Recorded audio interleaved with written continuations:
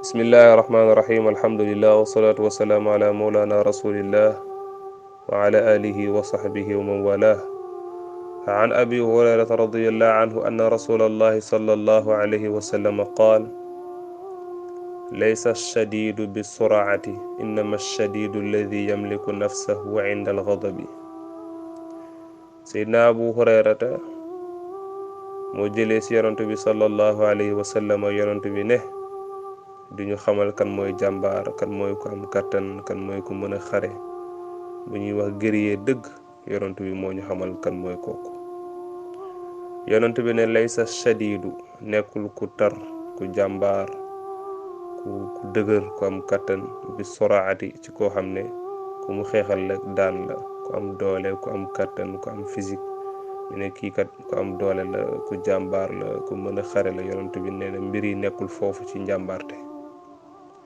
innama shadidu jàmbaar dëgg mi ngi ci alladi ki nga xam ne yamliku nafsahu dana mën a téye boppam indal ghadabi waxtu woo xam ne dafa mer.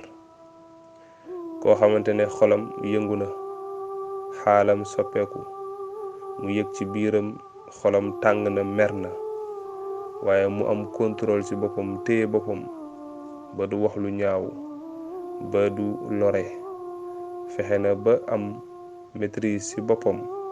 yonent bi nee na kooku mooy jàmbaar. waaye jàmbaar nekkul koo xam ne buñ waxee rek nga xeex nga xuloo nga yuuxu nga dóore nga daane nga gaañe déedéet kooku du jàmbaar. jàmbaar dëgg mooy koo xam ne dangay mer waaye fexe ba wan na sa mer. wal kaadimiina al ghayza wal aafiina ani nnaas wallahu yuhibbul muhsinin. kooku mooy dëgg-dëgg jàmbaar. koo xam ne dangay mer waaye dangay téye sa bopp contrôler sa bopp ba doo lore ba doo wax lu ñaaw. moo tax yonent bi innama shadidu dëgg-dëgg jàmbaar alladi yamliku nafsahu inda al-ghadabi mooy koo xam ne dana mën a téye boppam muñ waxtu woowu nga xam ne dafa meroon te amoon na kàttanu fayu amoon na kàttanu tontu waaye mu téye boppam rek muñ ngir yàlla téye boppam. kooku mooy jàmbaar. xadis boobu muttafaqun alayhi Buxaari ak Muslim ñoo ko solo.